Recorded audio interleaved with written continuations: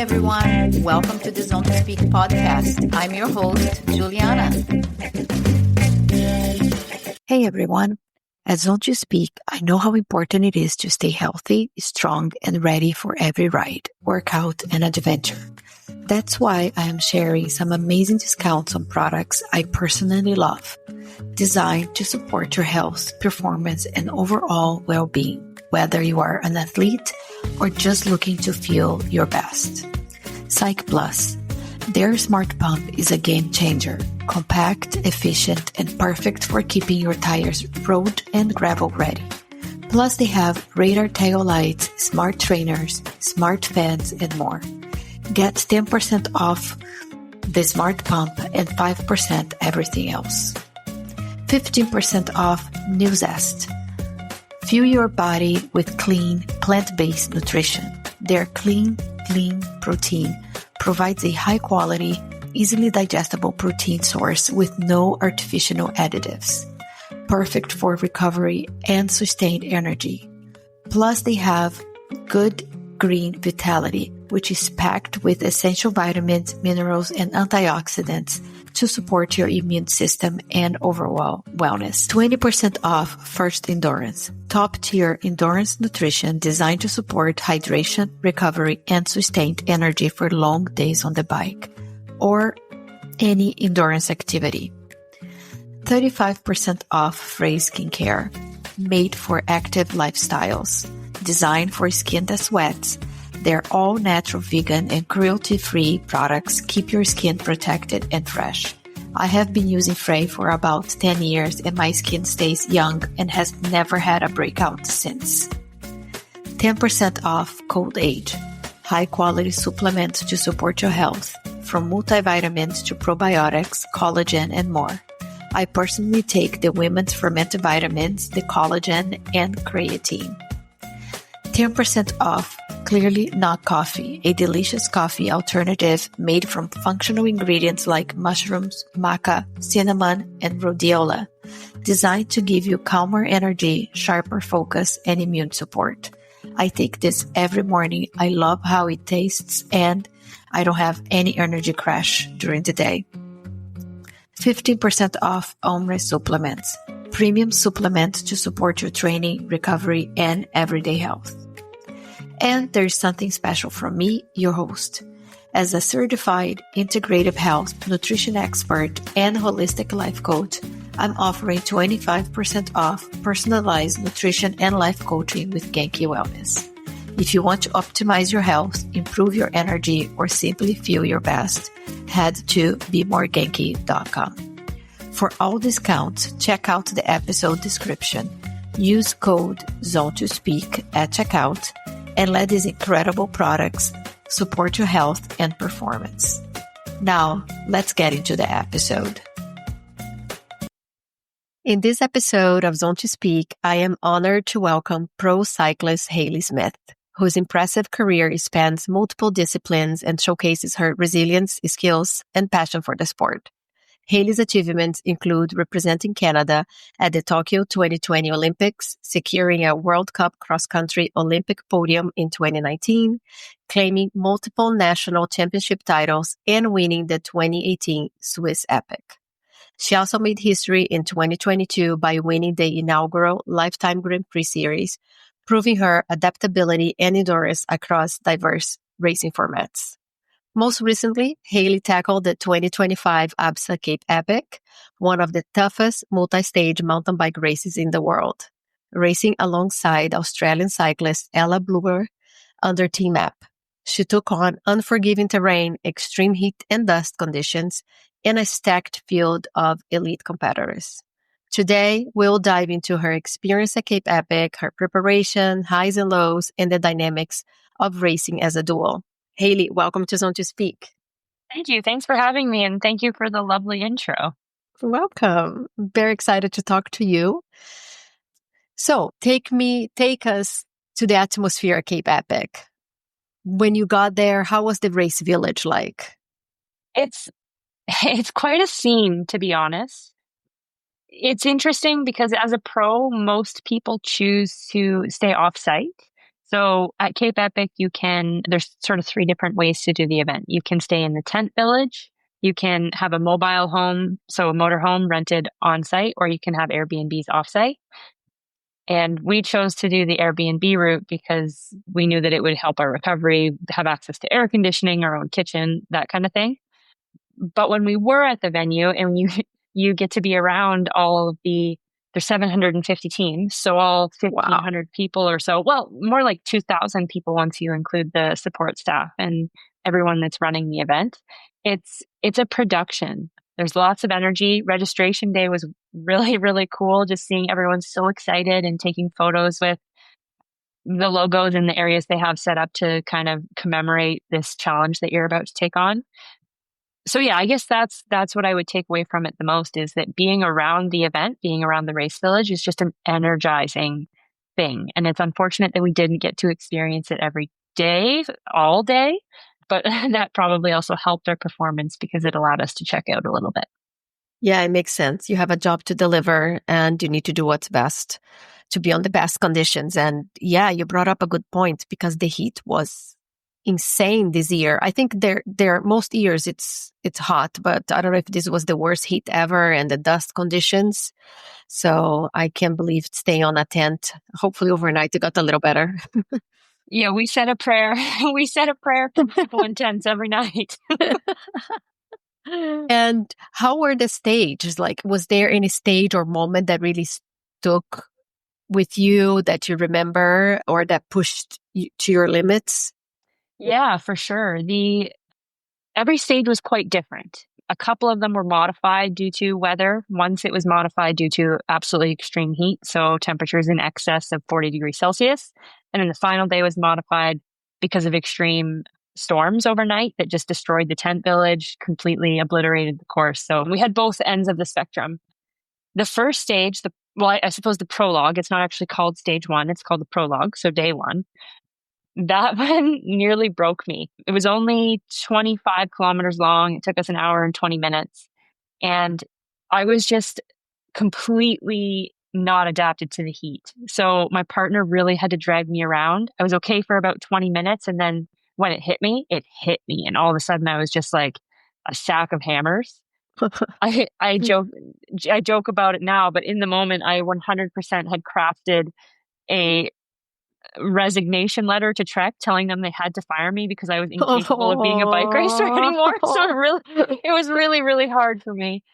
Yeah, I just really struggled in the heat. But so I suppose that one stuck with me for its challenges. But then every other day, I definitely rode into it and I felt much better as the week went on. And every day will stick with me for different reasons. But overall, I'm left with a sense of enjoyment and accomplishment. And yeah, the stages with the most single track, those ones I'll remember the most fondly for sure. Well, I'm glad you overcame that moment. I couldn't watch the entire race every day, because of work, but I was watching the highlights on YouTube and I was trying to spot you. I saw you talking post, race a couple times. I'm sure also there was high moments to cross the finish line every day. Mm-hmm. Yeah. Yeah, it's interesting because it is a pairs race, and at least for Ella and I, we didn't really have a day where each of us felt super strong. So I really struggled in those first couple days, and then Ella struggled a little bit more later in the race. So those finish lines, like the first one, it's intensely emotional because I felt a lot of guilt that my partner had to take such care of me and that I couldn't perform for her. And then later on in the race, I felt extreme pride in my partner. So it was less about me, but it was more, I felt this sense of pride that she had overcome the challenges that she'd faced in the day. So there's a lot of photos in the second half of the race of me smiling as we cross the line and Ella looking not angry, but definitely thankful that we're at the finish line. And my smile is mostly because I got to watch this woman bury herself to make it there. And I certainly had those moments throughout the day as well. But yeah, the finish lines are unique because especially by day 8, you've developed a real bond with your partner. And it's just really special to watch them accomplish something every single day. Amazing. That's powerful. Yeah, I was going to ask about the duel. Did you know each other before? Because I saw some of the interviews, people saying, "Oh, I just met my partner." We did know each other. I can't actually remember when I met Ella. It wouldn't have been that long ago. I feel like I've always known of her because we've been in the cycling scene for a long time. Both of us have. But we met and became friends in the US either last year or the year before when she was over doing the Lifetime Grand Prix. And we'd raced around each other a little bit, but we'd never done a pairs race together. We'd actually never really ridden together. And then at one of the final races in the US last year at Big Sugar in Bentonville, I sort of offhand asked her if she would want to do Cape Epic, if that's something that became an opportunity. And immediately she was like, yeah, I'd do that. So it just kind of went from there. Cool. Yeah. I race as a pair on ultra races, and yeah, I love it. I love it. But of course, on a pro level, it's different. How do you manage the communication and the strategy and the pace?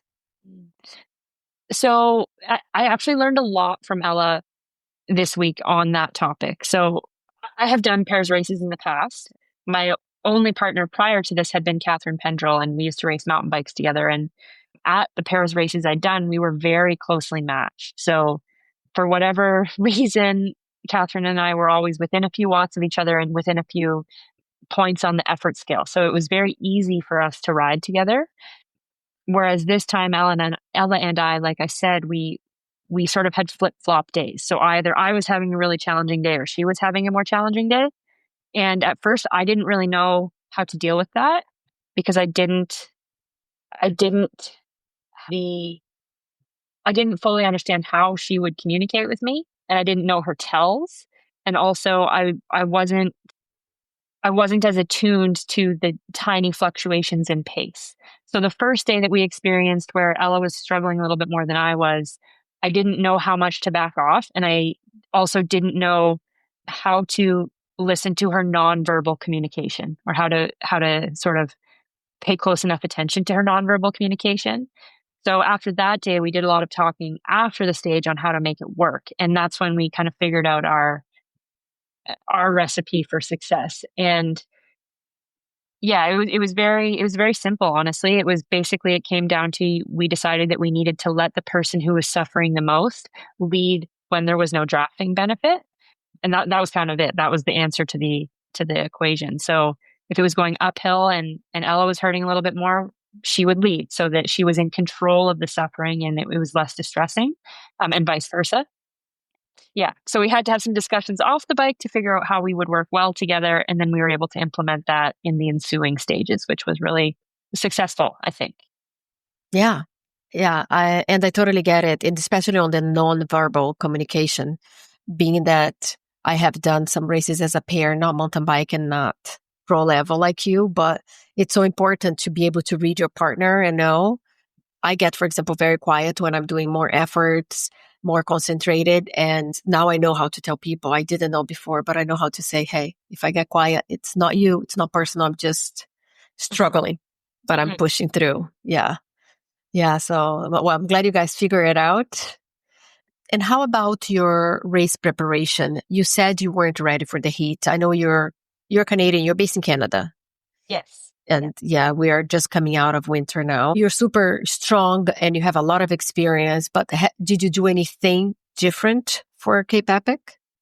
I had intended to, but the best laid plans, as they say. So we'd actually gone to Australia in January to do a training camp, and that exposed us to the heat a little bit. And it also gave us a chance I got to ride with Ella and hang out with her, which was a good thing.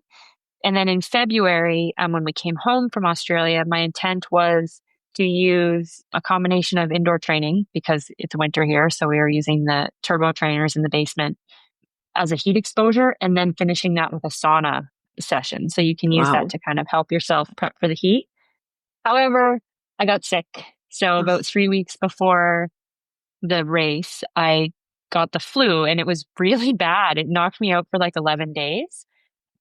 And so all my heat prep went away. It basically, heat adaptation degrades very quickly. It degrades much quicker than altitude preparation and other types of like cellular adaptations.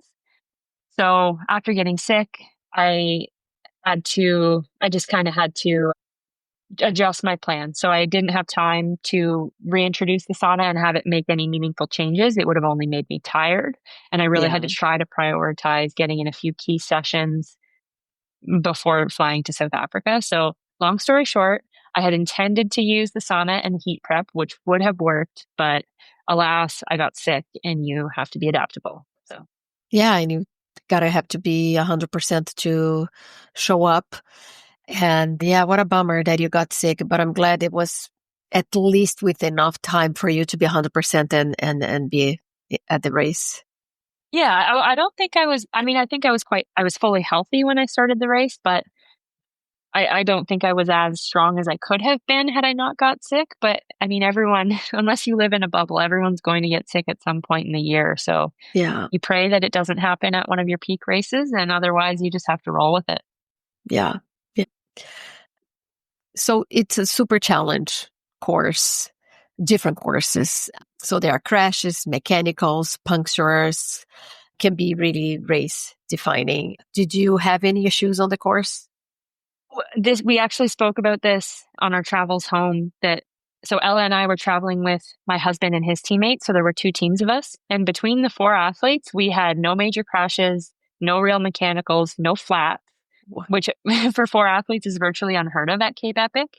I had I kissed the ground twice, I think. Just when it was slick, I slipped out on a bridge, but nothing to write home about. So we had smooth runs, which is Knock on wood. yeah, like it's part of that comes down to skill, but a lot of that also comes down to having really good, reliable equipment. 100%. Yeah. Yeah.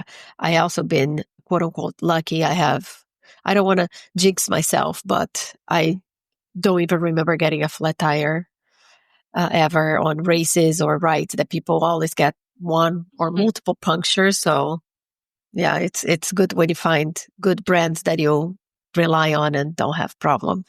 Yeah, yeah. Good. How about your nutrition? You said you stay on the Airbnb. Did you have anyone helping you both, or you knew what to do when you just went grocery shopping and did your food every day? So we did hire a soigneur through a local company that this is kind of what they do. It's a collection of professionals that, That's um, awesome. yeah, that they do. It'll be massage therapists or chiropractors or physios, and then they hire themselves out for the week to people traveling to South Africa for Cape Epic. We had this wonderful woman named Liska who helped us throughout the week, and a friend named Fraser, who's Ella's friend, that came from home. And the two of them helped take care of us. So Liska was looking after our bodies, and Fraser was kind of the do everything man. So they did a lot of pretty much all the grocery shopping and helped us prepare things. But we sort of did most of the cooking just because it's what we're comfortable with and it's something that all four of us enjoyed. So we took care of that every day. And we ate communally. So all six of us in the house, four athletes and the two people who were helping support us, we all ate together. And we kind of we ate very simply. We ate a ton of rice. This was the certainly the most carbohydrates I've ever eaten ever. So learning 15 years into my career how to eat enough, and I actually think I finally did it this race. But yeah, it was a lot of rice, a lot of rice. Rice is good. Rice is good. I love it. Savory, sweet. Mhm. Anything that you think specific tricks that really helped you stay strong? In Nutrition terms of or nutrition or in in terms general? of overall recovery in general? Mm. I think that eating was the biggest thing. So obviously you want to go in as healthy as you can be. That's a pretty big one. You need to start from a solid platform. And that part of that is making sure that you have enough resources in your body to carry you because you will probably be in deficit at some point in these 8 days. There's no way you won't. Yeah. So you need to really make sure that you're robust to start the week. Having a recovery drink or something right after is really important. So within like that would be the first thing I drank as soon as I crossed the finish line. And then just really, really nailing those carbohydrates, not worrying so much about the other macronutrients, but making sure that you're replenishing your carb stores each day. I've never felt this strong on day 8. I've been certainly in a much, much deeper hole in training before when the load is much lower. And in retrospect, it's because I wasn't eating enough. So that's the biggest thing I can say is just getting the carbs in. On some days for me we calculated it and I was getting like well over 1,000 grams of carbs in a day, which is Wow. a lot. Wow. But you're probably also using a lot of your reserves. So Yeah. Yeah. And the guys yeah. were obviously eating much more than that, given their output is quite a bit higher. And then hygiene, that's a basic one, but you have to make sure you're washing your hands a ton. Try not to use too many public bathrooms, that kind of thing. Multivitamins. I was taking a multivitamin each day just because with that volume of rice, there's not so much room for carrots. Yeah. Yeah. Recovery also for me, magnesium is a big part of it. We recently discovered that I have likely been magnesium deficient for most of my life. So that's the only other supplement I would take is daily magnesium. And then just sleeping as much as you can, resting. Yeah. So I think you definitely made the right decision on the Airbnb because you probably slept better and ate better than being on a For tent for sure. sure. Yeah, just having a comfortable sleeping environment, being able to get some refuge from the heat is a big thing. I guess that's another thing with recovery is getting your core temperature back down as quickly as you can. Yeah, I mean, I've tented at a stage race before and I really liked it. It was an adventure and it was super fun. But if you're there purely or largely to perform, I think Airbnbs is the way to go. Agree. Yeah. You're going to migration race this year, I no? am, yes. Okay. Yeah. So, you're in for a treat, but it is tense, but it's Yeah. comfy. It's comfy. Yeah, I'm looking forward to it. Migration for me, for those who don't know, it's a stage race in Kenya through the Masai Mara, but that's an adventure for me. Racing is Absolutely. equal parts adventure and performance, and that one maybe skews more towards the adventure. But I'm looking forward to sleeping in a tent in Kenya. That's a crazy life experience. So I'm looking forward. Yeah, it is it's a crazy experience. You'll love it. You're in for a treat. Yeah, it's 4 days state race and it's amazing. Anyways, back to Cape Epic. You have done so many high level races. How does Cape Epic compare to other endurance events you have done? And what makes it so unique? Because it's the holy grail of mountain bike, right? Mm. Yeah, I think the only thing that I can say, well, I've done a lot of stage racing. I've only done one other 8-day event, and that was the Croc Trophy in Australia, which I don't actually think exists anymore. I think last year was its final iteration. And that one I would say that was harder for me. The Croc Trophy was partly because when it came in my career, I did it 8 years ago, so I didn't have the durability that I have now. But Okay. also, it was not a pairs race. So in that race, also because it was mass start, so I was racing against Mm. and with the men. So at Croc Trophy, it was literally as hard as I could go every single minute of of every pedal stroke for the 32 hours of racing over 8 days. Whereas at Cape Epic, when you're racing with a partner, there are moments where you're at your physical maximum and there are lots of moments where you're not. So it I wouldn't say the I would say that it was easier in some ways, but harder in others, probably harder emotionally and the soft skills that come with racing. It was harder in those respects, but maybe not as much of a physical load as doing an 8-day solo stage race. It did. Cape Epic threw everything at us. We had every single kind of mud you could imagine. We had extreme heat, dust, rain, intense wind. Wow. So like every type of, except snow. The only thing we didn't have was snow, but every other environmental condition was thrown at us. And that was very, very challenging and very different to other stage races that I've done. Like you brought up Swiss Epic, for example, that's only 4 days long and it's all in a pretty similar climate. Like we didn't change zones so much. Yeah, there's So less variation, if exactly. any. Yeah. So Yeah. I would say that Cape Epic had the most variety of any race I've done, both in terms of challenge and in elements you encounter. And I think it Like, takes more of you mentally as well, right? To yeah. Yeah. endure all that. Anything you would do differently? I would figure out how to not get the flu and make sure I do heat adaptation. Um, yeah, it was a learning year for all of us. We all went in kind of thinking that this was a recon year. And because there's lots that you have to learn about Cape Epic.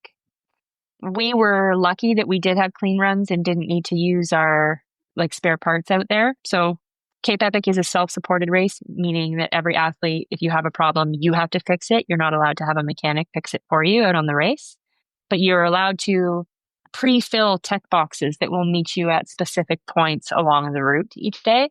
And in retrospect, I know we were competing against teams that would have had pretty much a full bike rebuild in each box, whereas we did not have those spare parts. So we were just very thankful that nothing went wrong. But things I would do differently, I would make sure I had as many spare parts as I could and have them all in the tech boxes.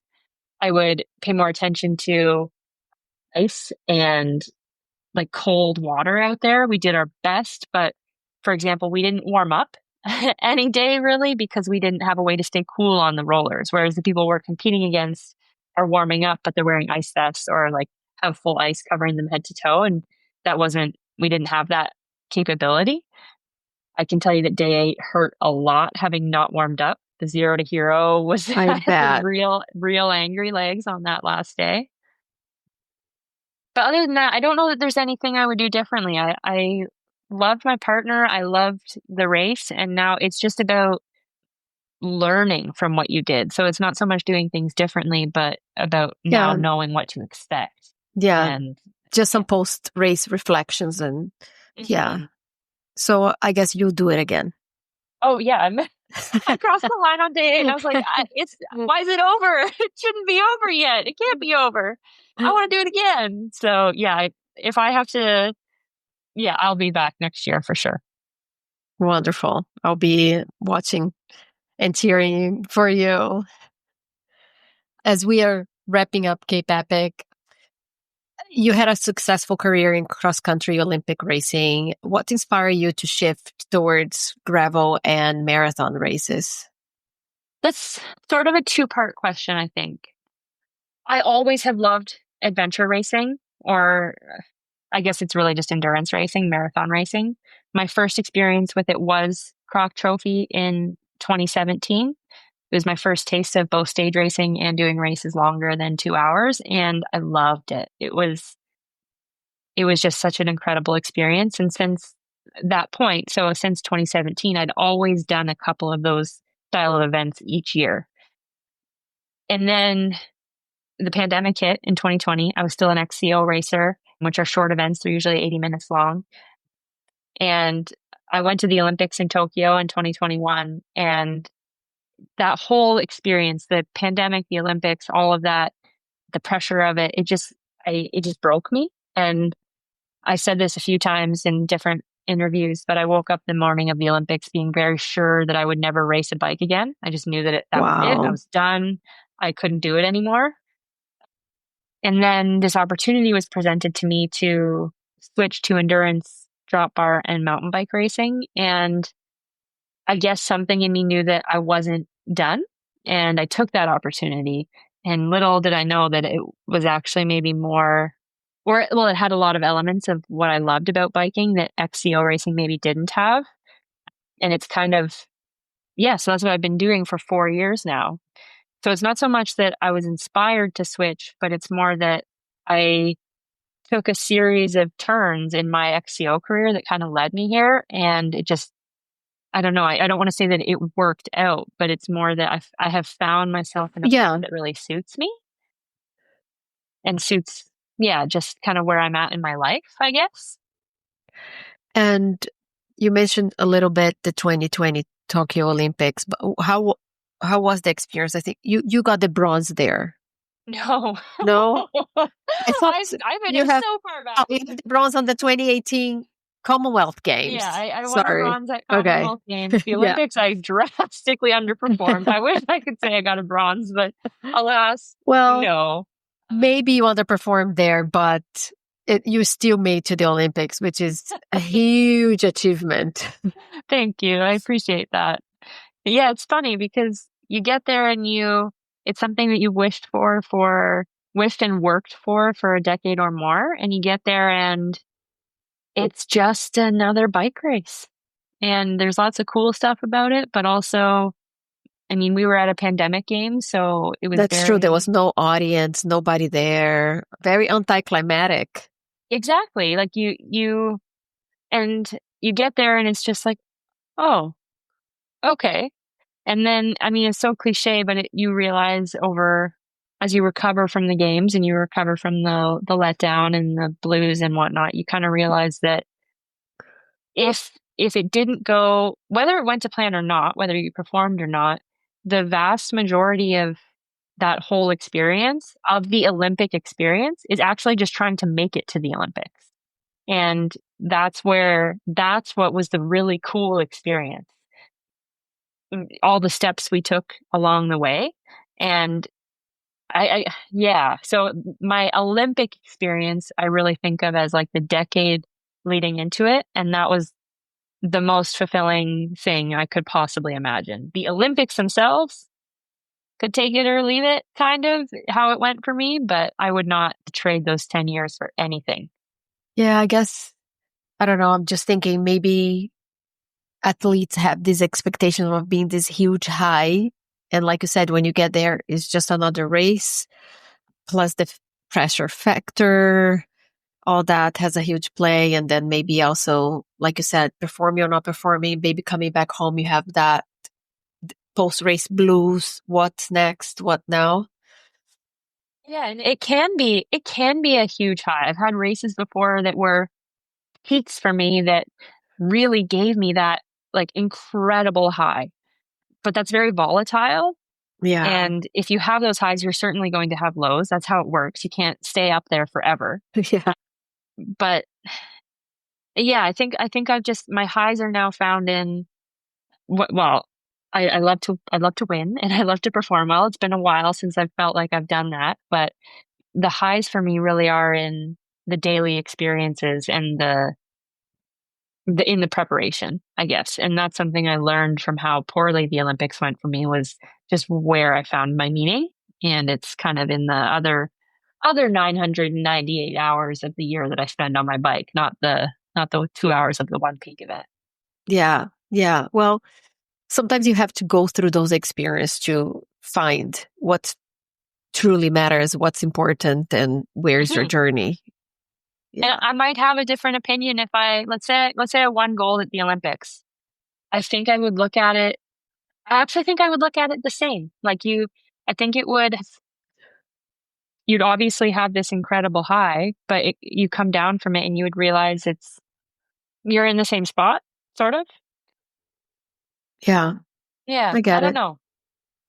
Can you talk about your experience winning the Lifetime Grand Prix and how it influenced your career trajectory?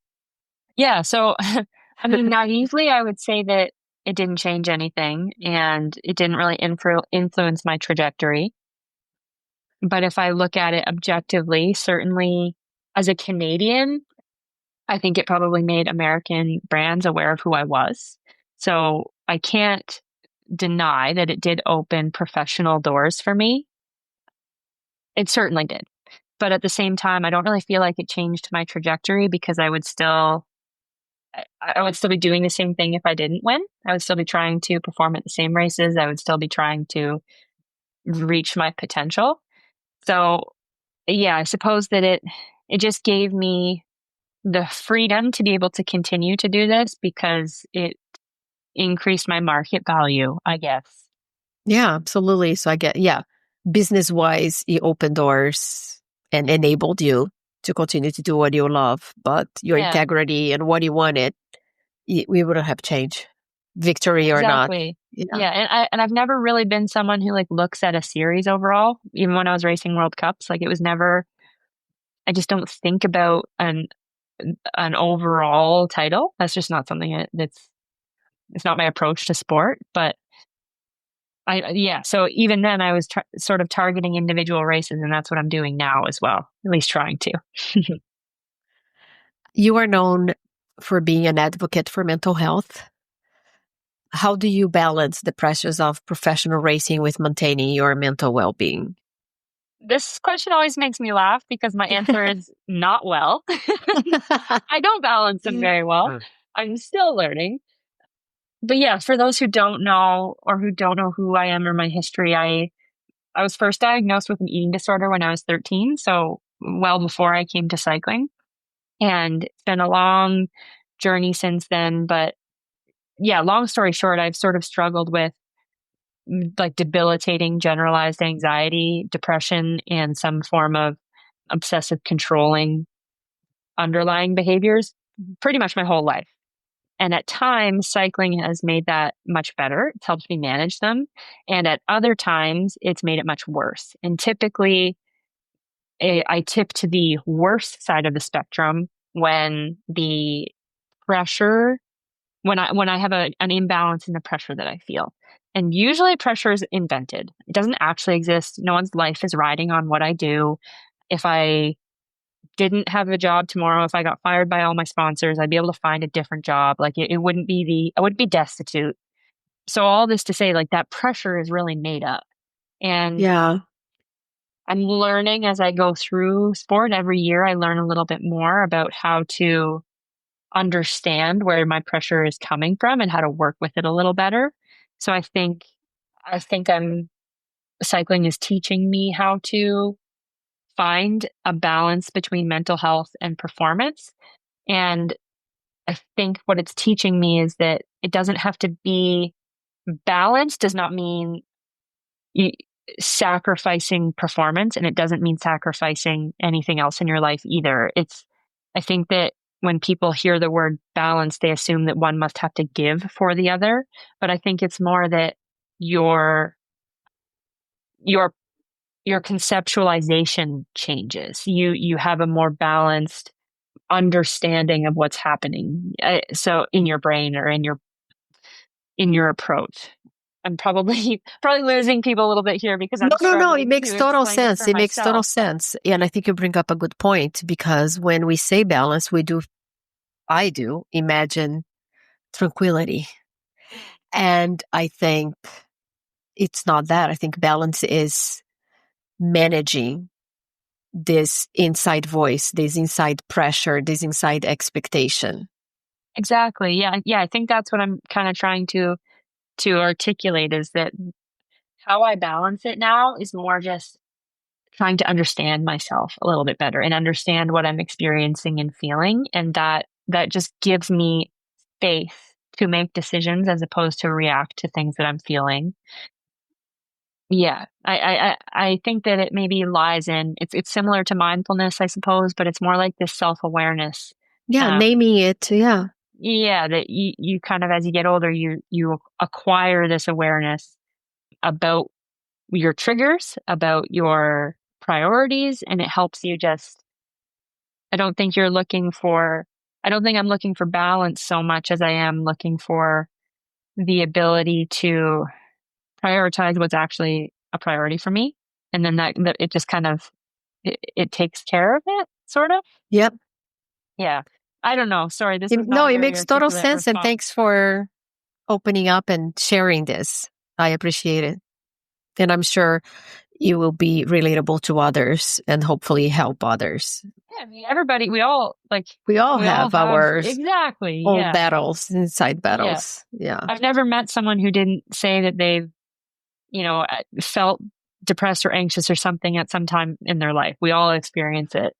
I'm just quite lucky that cycling has given me the chance to confront it on sort of a daily basis. And in order to succeed, I have had to confront it. And not everyone is so lucky to have a pursuit in their life that forces them to face these things.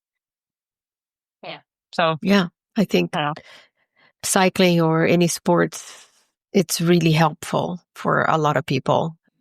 Yeah. Yeah, So, you also you can't like figure out what your weaknesses are or what your vulnerabilities are unless you're faced with them. And sport really throws them in your face. So yeah, I'm just very waxing poetic right now, but I'm very grateful for having the opportunity to explore my mental health through sport because I think it's been a type of therapy and it's helped me just understand it a lot more. wonderful. Glad to hear it.